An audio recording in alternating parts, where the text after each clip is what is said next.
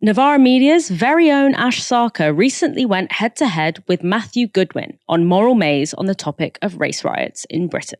Hey, Matt. Quick question. Do you think I'm English? Yes, I don't see the relevance of that question. I think, as Tim said in his opening remarks, there's a tendency to reduce this debate to questions that might have been relevant many years ago, but are less relevant today. The vast majority of people in this country do not view their Englishness or Britishness through a racial lens. I'm glad you said that, because I'd like to quote from one of your recent blog posts written after the dreadful stabbings in Southport. You wrote this: "These poor children thought they were going to a Taylor Swift-themed dance class. They ended up being murdered. And who murdered them? The son of immigrants from Rwanda." And I suppose my question for you is, why does it matter that the suspect is the son of immigrants if he was born in Cardiff, right? I was born in England. You consider me English. Do you not consider him Welsh?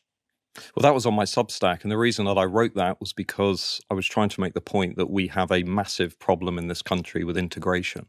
We have a massive problem with absorbing millions of people who have come into Britain, principally over the last quarter century.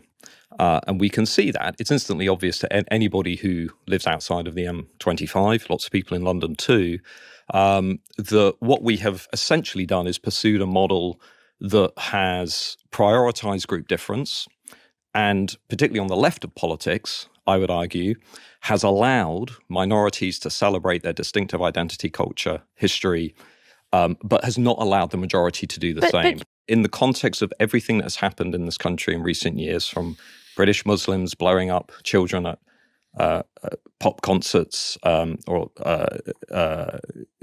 people from minority backgrounds, recent illegal migrants, asylum seekers committing sexual assaults and rapes and so forth, to what we've seen in 7/7, et cetera, over the last 20 years, it's very obvious, I think, to lots of people in this country that the model of multiculturalism, which I think we first had an interesting debate about it in 2001, around community cohesion and Ted Cantle.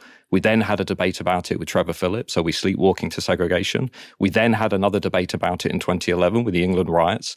We haven't answered this question. How are we going to build an integrated society? Imposing mass immigration on this country while thinking that we can integrate this country at the same time is not a serious answer to that problem. So the crucial question that Ash asks there is, why is the fact that the Stockport suspect has Rwandan heritage more relevant than the fact that he was born and raised in Wales? Why, in committing this atrocity, does he become Rwandan rather than Welsh? So I'm going to talk here now as someone who is a child of immigrants, and visibly so. I've always known that there is a precarity underpinning my position in this country. I've always known that if I did something commendable, it's ascribed to my Britishness. But when I or anyone who looks like me does something condemnable, it's not only ascribed to our foreignness, but it's something that we are collectively punished for.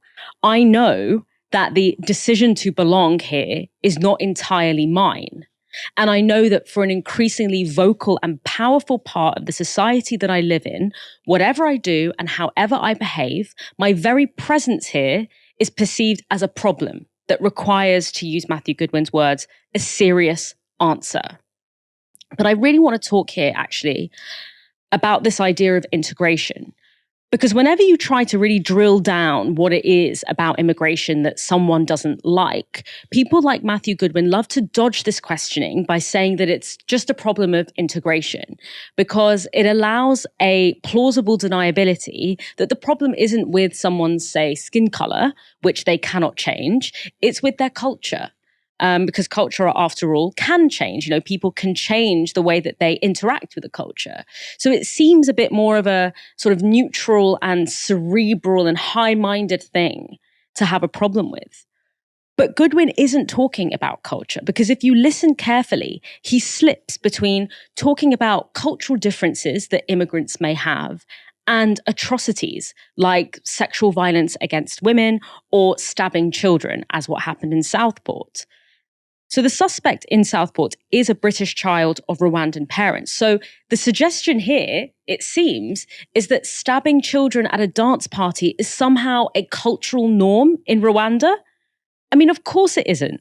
And we still don't know what caused the Southport suspect to do what he did.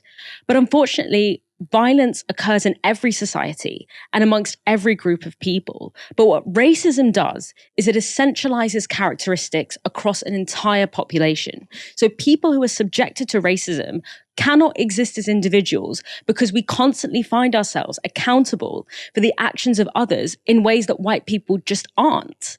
And that's why when a racialized person commits an act of violence, it becomes a conversation about the very right of racialized people to exist in peace. That doesn't happen when a white person commits an act of violence, like, I don't know, dropping a nuclear bomb or illegally invading a country. And every person of color in this country knows that. So we see how calling this a cultural integration issue is in fact a proxy for saying that person feels and looks different to me and I just don't like it. Here is some more from that debate. I do read your Substack, Matt, and you have a blog post called Britain's Looming Demographic Crisis. And just to quote from that, you say that the share of the country's population that identifies as white British is forecast to become a minority group around the year 2070. Those who oppose these great inflows and do not embrace the rapid ethnic change they cause wonder why it is that politicians seem unable to stop them. Now, we can all agree the reason why there is a declining percentage of white British is because of the growth of Asian British, Black British, mixed race British people. So if you could explain it to me like I'm 5 years old, why should white British people feel scared that there are growing numbers of fellow Brits with darker skin? Because you're not talking about culture, you're not talking about religion there. You are just talking about race. Well, lots of people put a value on the identity of the majority group, including members of minority communities. Profound demographic shifts of the scale that we're going through in this country at the moment have never been seen before in our history. This is unprecedented. We are going to see over the next 12 years alone another 6.5 million people come into the country, 6.1 million because of migration. Migration is going to be responsible for 90% of all of our population growth over the next decade. For many people in the country, it's not to do with race, it's to do with what that means for their culture, what it means for their shared values, what it means for the symbols of their national identity. So I think we need to have a very open, honest, challenging, hard-hitting conversation about what it means to be British and how we're going to promote integration. And I think these riots and disturbances are going to trigger that debate. I think it's inevitable. We cannot go back to what we had before this week. Ash there asking the $1 million question, which is, why is the changing skin colour of British people so scary? Again, Goodwin falls back on this idea of cultural difference. First of all, culture is not a fossil. It's not fixed in time. It changes throughout history. Yes, partly because of migration, which has happened throughout human history, but also just because of the passage of time. Like, we don't all live the exact same way that we did 1,000 years ago. We aren't still like sacrificing animals and humans in Norse rituals or burning witches at the stake. Even if you chased every single person of colour out of the country, leaving just white people in England, culture wouldn't become a static thing. It would still be something that changed, that was struggled against and within and would shift. That's just the way that human society is. So Goodwin never actually gives a direct answer to the question of why is the increasing presence of darker-skinned British people so scary to you? Instead, he falls back on those muddled explanations that just don't make sense unless you think that Black and brown people have inherently worse cultures and characters.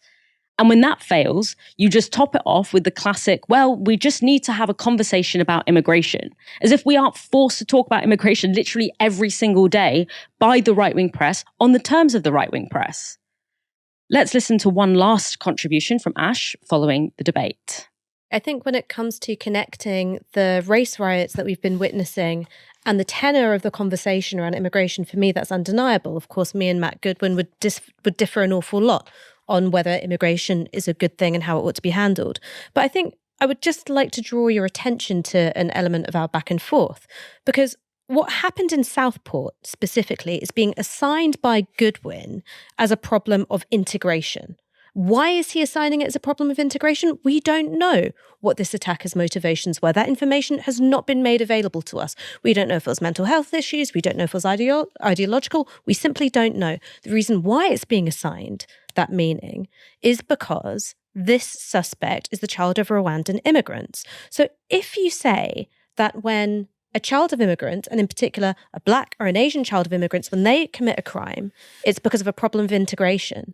And you can always say that simply because of where they come from. Would we not call that racist? Because I think that would meet anyone's definition of it. Misha, you'd have thought that, because the first exchange between, when Ash says, do you think I'm British? And he's like, yes, of course. And she says, well, you wrote this thing 5 minutes ago that indicates that you don't include me in that category. It reminds me a lot of the conversation between Mehdi Hassan and Paul Collier when he says, what do you define as Indigenous British? And he says, oh, if you're born in Britain. So Mehdi, you would be Indigenous British. And then he reads out the statistics in Paul Collier's book and he's like, okay, but according to these statistics, when you say Indigenous British, you're only referring to white British people. So you would have thought that Goodwin and Collier and all these different people would have been a little bit more prepared for this kind of question. They've been subjected to it before.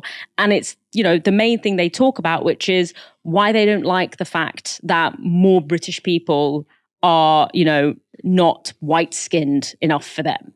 Why were they not prepared for this question? Why are they still unable to actually answer it? Yeah, I think it's fascinating. And I think you touch on something really apt there, Dahlia, when you talk about this idea that essentially this concept of Britishness, of national identity, is something that can expand and contract and kind of change its boundaries based on what's convenient for people who are making these arguments. One moment you have this idea that, okay, we can all be British. If you're a person of color, you can be a British person, you can be absorbed into this multicultural British identity. But actually then when it's not convenient, this idea of Britishness is often used as euphemism or a kind of dog whistle to actually refer to whiteness, to white Britishness. And then obviously there are other contexts across history in which actually Britishness, again, it contracts even more and becomes something very specific that talks about a specific set of values, this idea of, fundamental British values. And I think that the point you touch on as well about this idea of racialization not just being about the color of your skin. We always hear this phrase, color of your skin, but actually when we talk about race, and especially on the right, this concept of race, like you say, comes with so many ideas that are essentialist, ideas that certain behaviors come with a person's racialization, that there are certain traits, for example, historically, the idea that intelligence is correlated with racialization. And you can probably see where I'm going with this. Like, I think there is a fundamental link here to eugenicist ideology. And that's kind of the historical root, I think, of a lot of ideas that, suggest that your race is tied to your behavior and kind of it's inseparable from this concept of culture, which, like you say, shifts. And I think that, this idea of kind of fear of it's kind of similar to the far right kind of great replacement theory, the idea that there is some white indigenous population that is at risk of being replaced. And as associated with that, that's inherently a negative thing. I think, again, touches on this idea that there is some essential pure Britishness that is something that needs to be defended. And, as part of that, what does it need to be defended against? The idea is of this racialized other, which is inherently has certain traits, for example, like you say, violence. It really also overlooks the fact that people of color throughout history have been forcibly brought into the category of Britishness, right? So I often think about the fact that as a person of Caribbean descent, being British was not something that has ever been a choice of mine or was a choice of my family's. It was something that was enforced on us. And we were encouraged to believe that Britain was kind of the mother country, which, my family returned to during the Windrush era. So, I think that, we really have to think about what we're talking about when we talk about Britishness. And when we hear people on the right appealing to this fundamental Britishness, I think we should be really skeptical of that and acknowledge that, like I said, it's always this kind of moving target. and this thing that always exists in opposition to this concept of the violent or threatening racialized other. Why does London and why does Britain look the way it does? People never want to think about the fact that, for so much of the world, we were forced to learn English. And so when people migrate, they migrate to the place where they can speak the language. And so it's amazing that people want this like complete historical break between, a time when we were all kind of like made to abide by a British way of being, and then, our presence in Britain today. And let's then not talk about the processes of neocolonialism that mean that a lot of the countries that we come from have become very difficult to live in because, global debt and, the extraction of resources and all of this, and means that our countries are underdeveloped by our economic system, our global economic system, which Britain is a beneficiary of. So all of that, basically the only way that what Matthew Goodwin says makes sense is when you just wrench out all historical context from the conversation that you're having.